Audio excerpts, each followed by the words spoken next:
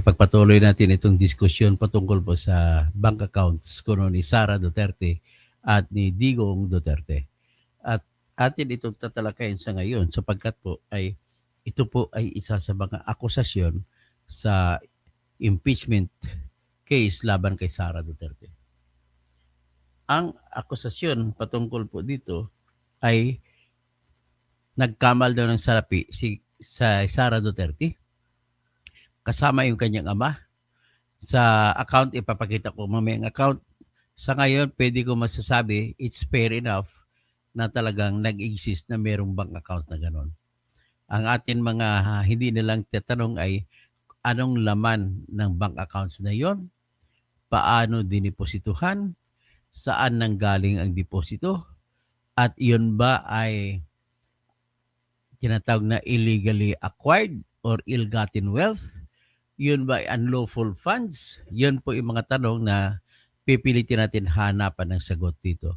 At kung hindi natin mahahanapan ng sagot, kasi very obvious naman na yung ebidensya ngayon kay Sara Duterte laban sa kanya ay yung akusasyon lamang ni Ginoong Trillanes na kung saan sinabi niya na meron lang accounts na ganito si Sara Duterte. Yung isang bagay, kung patutunayan niya kung totoo man yun hindi, ay isa pang isyu kung gaano kalaki ang halaga ng laman ng mapera sa bangko. At least sa ngayon, pwede ko masabi, it's fair enough na talagang may bank account si Duterte na gano'n. At saka si Sara. Pero kung maalala mo po, noong May 2016, na bago magkaroon ng halalan para sa 2016 kung saan ipinanalo ni Duterte yan, ay naghamunan si Trillanes at saka si Duterte na magpapakita ng bank account. Pabubuksan ang kanyang bank account at magbibigay ng tinatawag na waiver. So dumating ang assistant o ang abogado ni Duterte na si Salvador Panelo, May 2016 doon sa BPI na branch doon sa Julia Vargas sa Pasig City.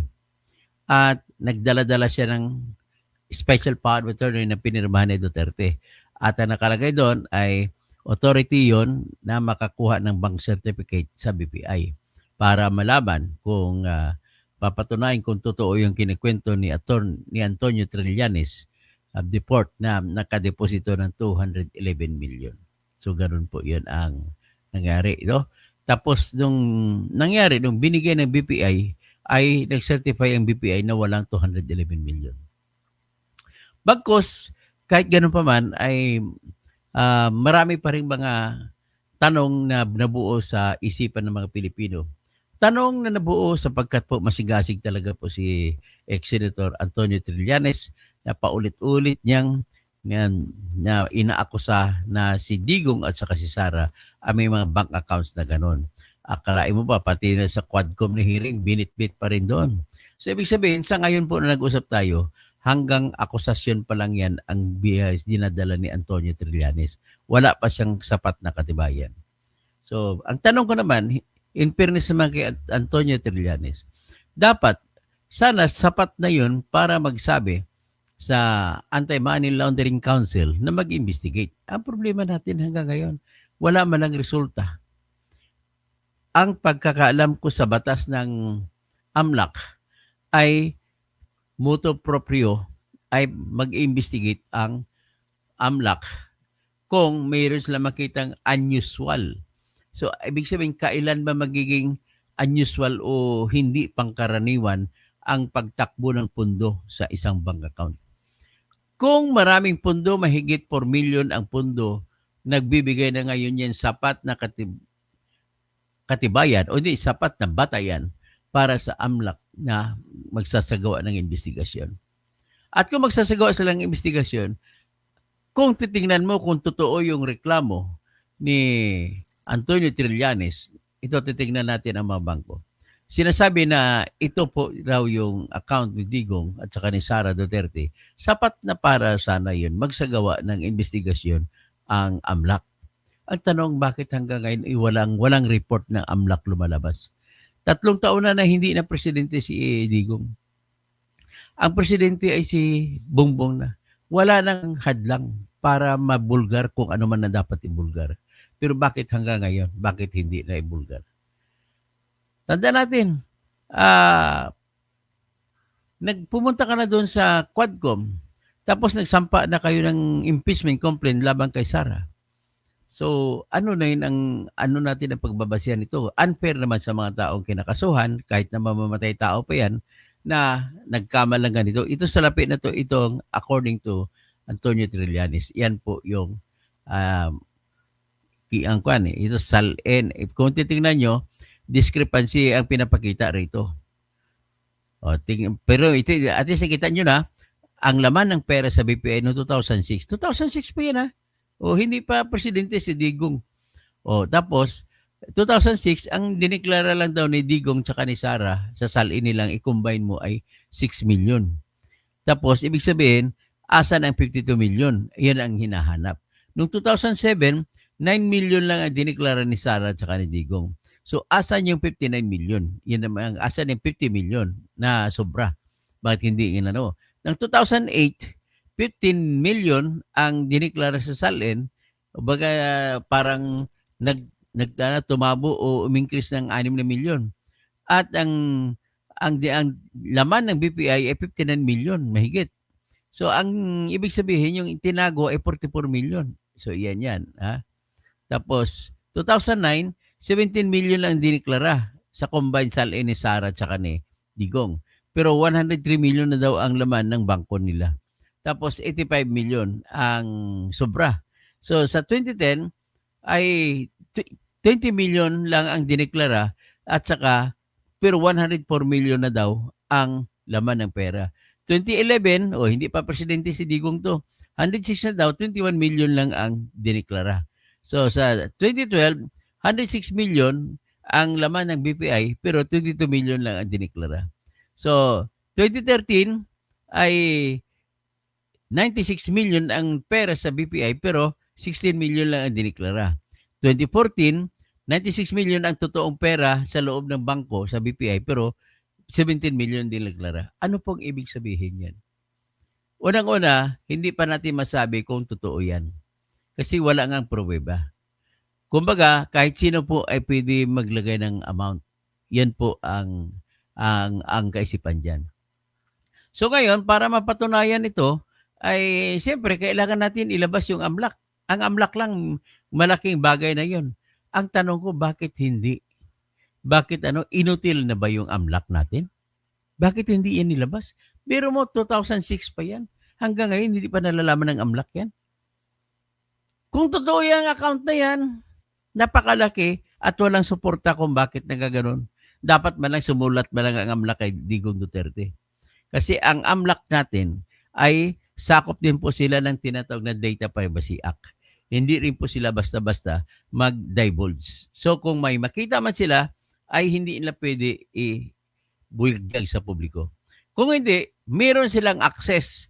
Hanggang access sila at makita nila. Pero wala silang karapatan na ilabas. Ngayon, ganun pa man, ay may kapangyarihan sa ilalim ng batas na mag-imbestiga ang AMLAC kung ayon sa opinion nila ay hindi na maganda ang takbo ng pera. Saan kaya galing to? Ibig sabihin, kung hanggang ngayon walang report, ibig sabihin po, hindi ginawa ng AMLAC ang trabaho nito. Kung totoo man yan na mayroong account, na mayroong pera ganun kalaki. Hindi ginawa. Inutil ang AMLAC. Ano ba? Buwagin na lang natin ang AMLAC. Kung ganun lang naman, wala namang nagawa. Dapat sana, hindi pa naging presidente si Digong, alam na natin. Ngayon, presidente na siya, nawala na siya, 3 taon na, tapos ang anak niya, naging vice president. At tinitingnan na isa sa leading kandidato para sa 2028, nangyayari ito. So kaya entitled naman ang mga makasara magsasabi na magdududa kayo sa ginagawa ninyo na anti-Sara lang talaga kayo kaya gumagawa kayo ng reklamo. So ngayon, sa amount na yan, sabihin natin totoo yan. Magkano ang kay Sara dyan? Magkano kay Digong? Pwede rin po mangyari na si Sara ay wala dyan kahit piso.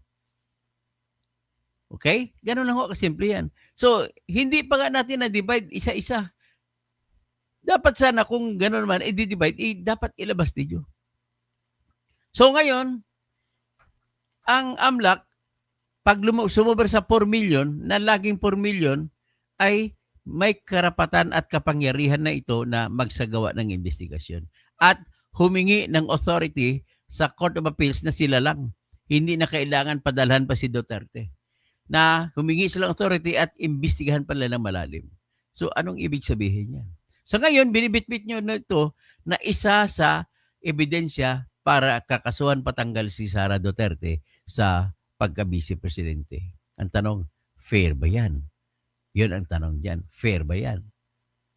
O yan. Angkit natin sa taas. Yan daw ang, ito matindi rin ito. Noong 2006, ito daw yung total niya, 58 million. Ito yung may dollar pa, may peso. O hanggang sa taas, meron pa atang iba. O ito.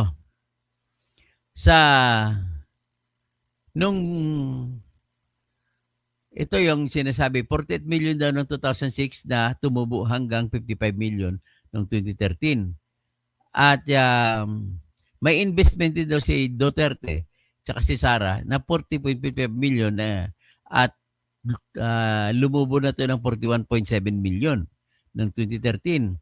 Tapos noong 2012 ay meron daw si 220,000 US dollars equivalent to 10 million mula sa 2006 hanggang 2012. Noong may 80 million din siya na nakabili siya ng insurance noong 2014. Tapos 16.5 million may investment din siya na sinimulan 16.5 million 2014. So ito po yung report ng Vera Files. Sabi nga lang, Vera ng Vera lang, walang ebidensya. So ito po ang pinapakita ko sa inyo na ayon sa report nila. Matagal na ito, pero hanggang ngayon ay pinapaulit-ulit ni recycled. Ngayon ginamit naman as part of the complaint. Ang problema sa reklamong ito ay wala pong ebidensya na katumbas para mapatunayan kung totoo ito. Nag-ano na lamang tayo nito, na mamangha na lang tayo sa dami ng pera. Yan. So, ladies and gentlemen, ang tanong ko lang naman dyan ay, dahil hanggang sa ngayon po, ay walang aksyon na ginawa ang AMLAC. Sa totoo lang po, hindi lamang si Digong ang mayroong ganito, maraming mga politiko. Kung gumagalaw lamang ang AMLAC, sa totoo lang, baka matigil pa ang korupsyon, kung talagang may korupsyon. Yan ang problema ko eh. Ganito po ang proseso. Ay, Sir Marquez, good morning. Ang proseso po kasi na isa na gagawin ng AMLAC ay ganito. Kapag may suspetsosong o nakakaduda ng mga pundo na pumapasok, mayroon na silang karapatan na magbukas, mag-investigate. Pagkatapos kung meron yan, ang sunod na proseso ng AMLAC ay mag-apply sila file sila ng petition sa Court of Appeals. Hihingi sila ng authority sa Court of Appeals na imbestigahan nila. Ngayon, nakalagay din sa batas na kailangan may kaakibat na unlawful activity. Crimes kagaya ng drugs o kung kidnapping o kung graft and corruption. Ang problema sa AMLAC, hindi ba ito gumagalaw para makipagtulungan sa NBI at saka sa police para imbestigahan? And knowing that from the reports or affidavits of Las Cañas and Mato-Bato, noong as early as Vice Mayor pa lang siya, mayroon ng report na gano'n. Si Colonel Asierto may report na siya na gano'n na mayor pa lamang si Digong Duterte. Ibig sabihin, hindi rin po gumagalaw ang AMLAC. Kasi, for all you know, kung meron mang isang ahensya na pinakaunang nakakaalam kung may pera ang tao o wala, ay ang AMLAC. Kasi po, ang trabaho ng AMLAC, ganito po yan. Lahat ng bangko sa buong Pilipinas, pati kasino, lahat ng deposituhan ay required sila na mag-report sa AMLAC kung may deposito na 500,000 pataas. Ako nga, nung nag-withdraw ako, nung ipinanalo kong kaso, ay hinanapan pa ako ng proof na ako ngang abogado. Pinapan pa ako ng proof na mayroon kaming agreement. Hinanapan ako ng proof. Akalain mo,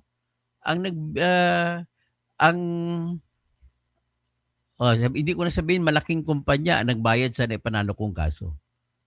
Akalain mo hanapan pa kami ng gano'n.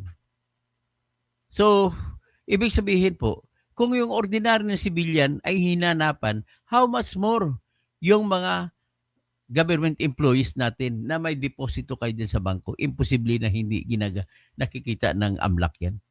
Ibig sabihin, kung may una man akong sisihin dito, ay yung AMLAC. Bakit hindi kayo gumagalaw? Ngayon, gagamitin itong kaso labang kay Sara. Paano ninyo may paliwanag? Nang akusasyon nito, kung totoo man ito, ay mula pa 2006. Paano may papaliwanag ng AMLAC na bakit hindi kayo nagbigay ng report mula noong 2006 pa hanggang ngayon? So kung wala kayong report hanggang ngayon, mabababaw ngayon, babagsak ngayon ang paniniwala ng mga senador na judge. Ay, hindi totoo yan. Dapat kung totoo yan, dapat nung araw pa nag-report na yan. Ganon po ang mangyayari dyan. Well, pare-pareho po tayo dito na walang alam kung ano ba talaga ang meron. But then, gumagamit lamang ako ng pamantayan sa ilalim ng sistema ng ating batas, sa batas ng ebidensya. At sa batas na nag-utos na dapat tinupad o ginawa ng AMLAC ang utos sa kanila. Kasi kung ginawa lamang ito ng AMLAC, 2016 pa lang hindi pa nakatakbo si Digong Duterte, ay nabisto na ito. At kung ginagawa ng AMLAC ang kanilang trabaho, maraming tayong mga kurakot na mabibisto lahat. Pati si J.J. Suarez yan na congressman ng 2nd District, 1st District ng Quezon Province. Pati yan si Aurelio Don Gonzales na congressman ng 3rd District ng Pampanga. Ang dami-dami niyang pinasok na pera. Lahat sila, mabibisto sila kung gumagalaw lamang ang AMLAC. Ang ibig sabihin, palitan ang mga opisyal ng AMLAC.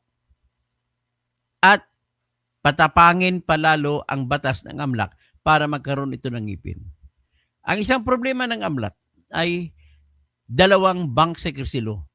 Ang unang bank secrecy law ay yung lokal na pera. Pero may exception dyan.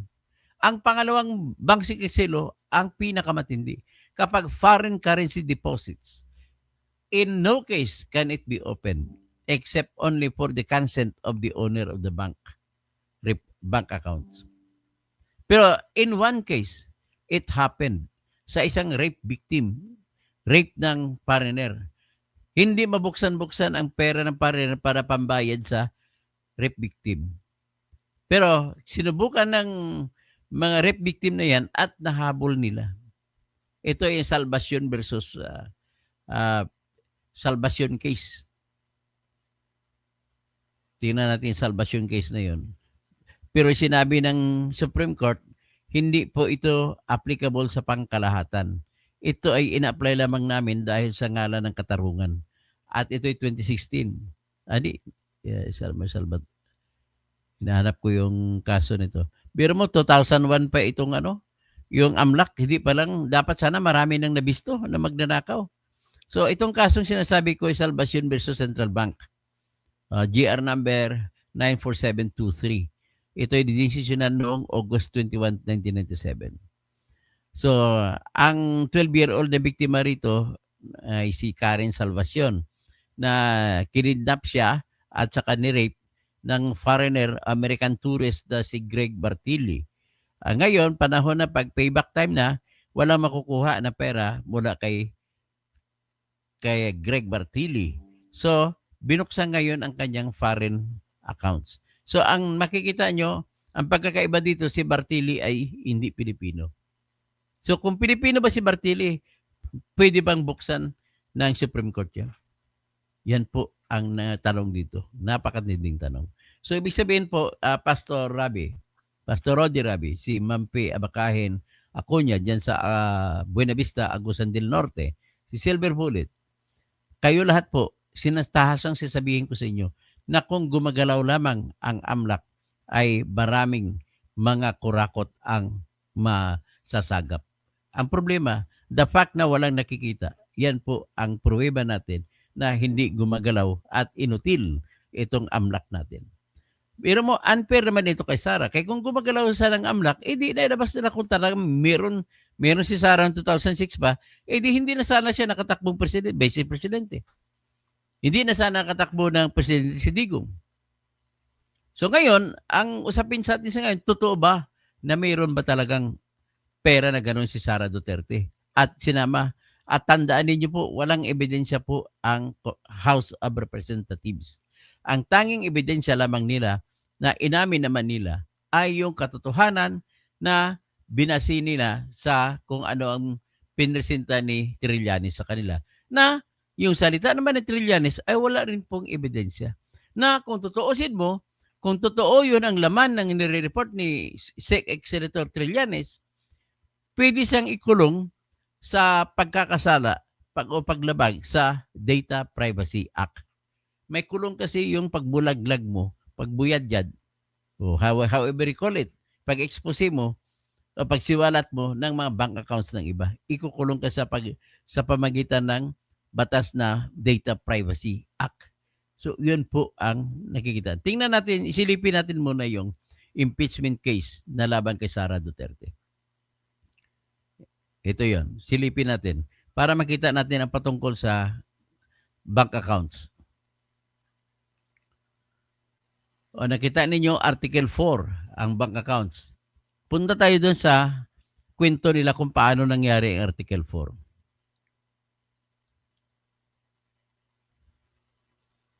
Anong Article 2? Article 2. Article 2, kasama pa niyan. Ang haba ng Article 2, ito yung confidential fund eh. Yun. Article 3. So, Article 4 tayo.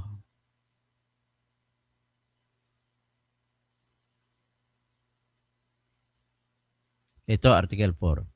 Respondent committed culpable violations of the Constitution and or betrayal of public trust in amassing unexplained wealth and failing to disclose all her properties and interests in properties in her salin in violation of Section 17, Article 11 of the 1987 Constitution.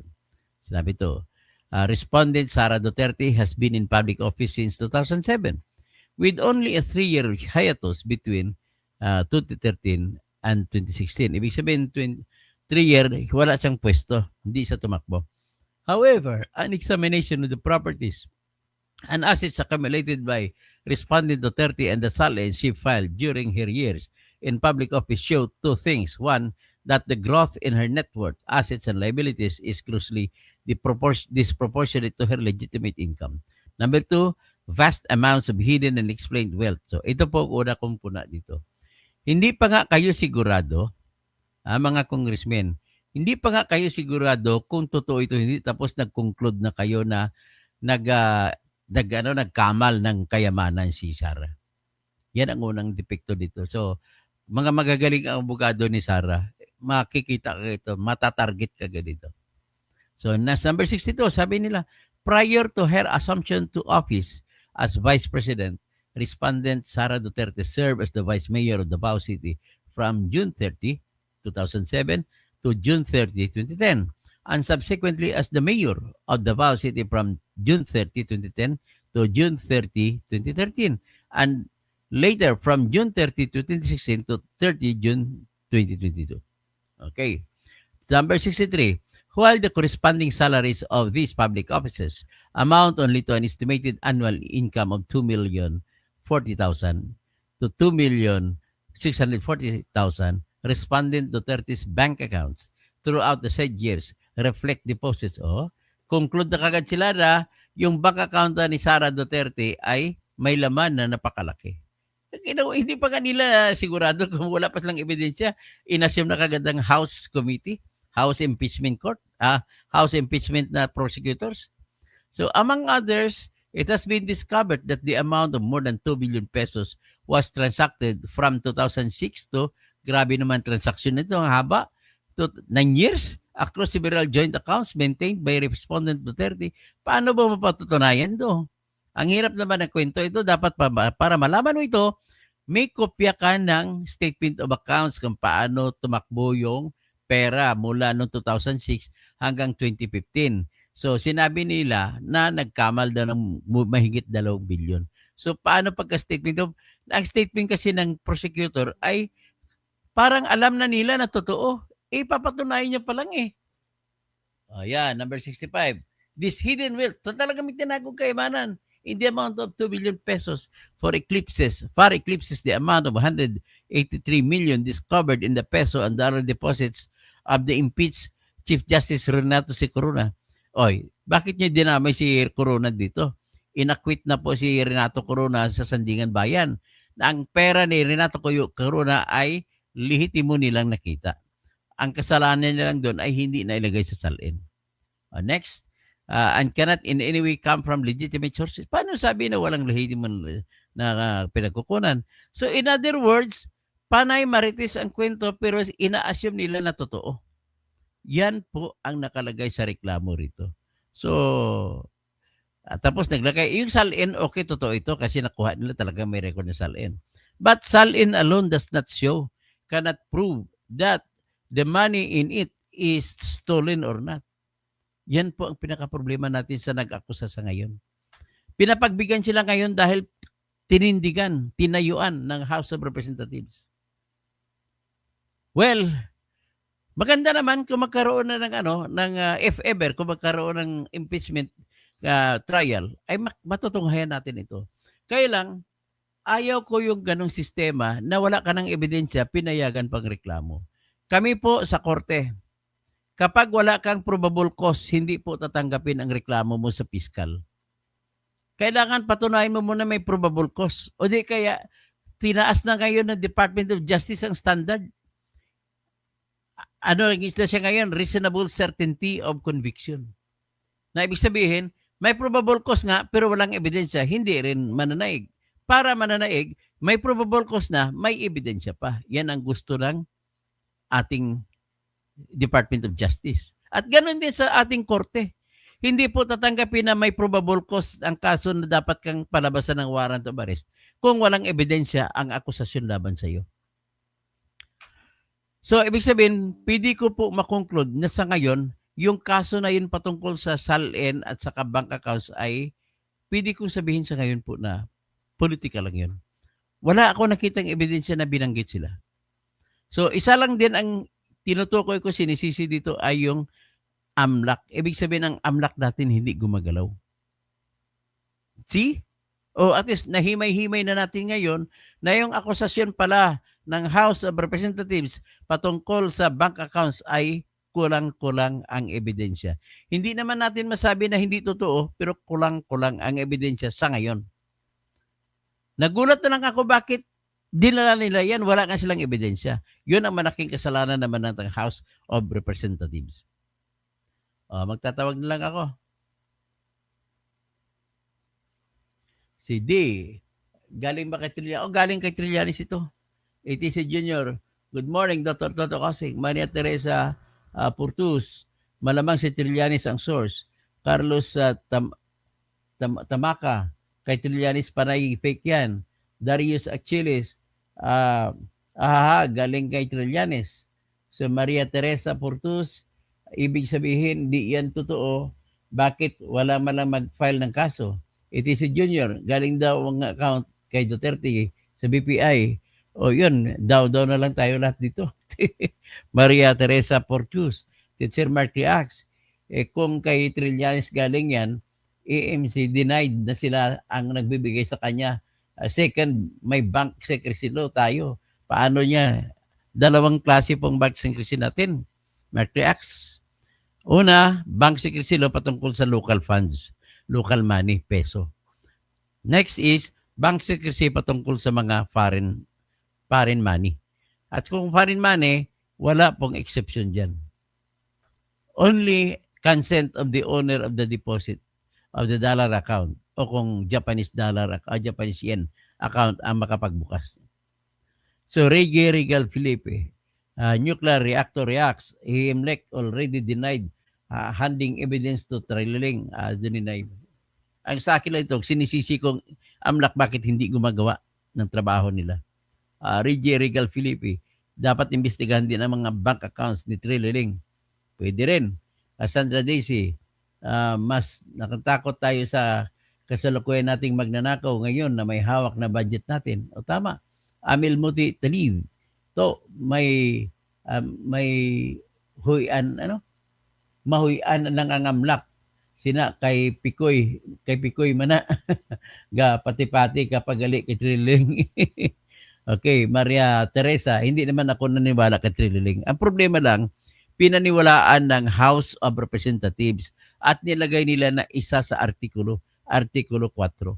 So, Migo Nonoy's channel, maayong aga sir from Macau, China, o maayong aga man sa Macau. Gusto kong bumalik sa Macau. Ang ganda dyan sa Macau. Rodi Rabi Pastor, Hope Brent, sino pa Silver Bullet. Kung pwede i-divulge yan, I believe, ala na politikong matitira. Faye Abakahin ako niya, good morning. Everyone, followers. Okay, tapos si Migo Nonoy Channel, si Jelly Robles, bakit hindi nila kinasuhan si Trillanes? Ibig sabihin, kung hindi nila kinasuhan, hindi totoo. Imagine kung totoo man yan, kung ako naman si Sara, bakit ko kakasuhan si Trillanes? Ibig sabihin, parang inamin ko na rin na totoo yung akusasyon ni Trillanes. Kaya hindi sila kumakaso. Amil Motiv Dalipto, damo. Kaso sinampa ni Trillanes sa mga Duterte, ngayon BBM admin. Ano na resulta? Wala parang resulta kahit isa. Maria Teresa Portus, waste of time and money yung bibigyan ng pansin yan. Marciano Buna, pag ang chismis, gikan kang Trililing, dakong bakak. Si Mayet Berzola, tawa na lang. Si ATC Jr., pag kinasuhan kasi si Trillanes, you have to prove he is telling the truth. Maria Teresa Portus, he is not telling the truth. So, para ipalabas mo yung account. So, di paano na naman yung mga congressmen ng 150 million. 150 million kada isa. Na hindi malang na-amlak yun. So, Amil Butib, nuclear reactor reacts. Okay. Sino pa? Si Big Rock 07, Abisja. Yung kasi ang goal nila, sir, toto. Mind conditioning. So, Lisa Tanaka, politika. So, politika nga lang talaga sa ngayon sa nakikita ko dahil walang ebidensya. So, nuclear reactor reacts, Jenaline Isaac, Villa Baliw. Ngayon kasi ang nireklamo dapat magpatotoo. Ang baliktad, dapat ang nagrereklamo ang magpatotoo. Yung nireklamo, hindi dapat magpatotoo. Oy, good morning anak, si Maria Alexander Togas. Mary Ann Lozano, pakishare-share nyo anak. Nenpa Ortua, Mary Ann Lozano, Rene Ranua. Sir Toto, bakit sa SOCMED nangangaw-ngaw si Trililing isampa na lang sa korte? Dapat sa korte na sinampa ni Trililing yan. Kakasuhan sana ni Digong Trililing. Andun siya sa The Hague. Pero nevertheless, ang project kong ito sa ngayon ay para lang maipakita na walang aksyon ang naging inutil ang ating AMLAC. So dapat ito ay palitan ng mga opisyal ng AMLAC at palakasin palalo ang batas ng AMLAC. Okay? Kung ako po'y mambabatas, ang una ko gagawin yan kasi panlaban sa kanyan. Lahat ng for the accountability ng mga batas dapat ipalakas. Okay, magandang umaga po.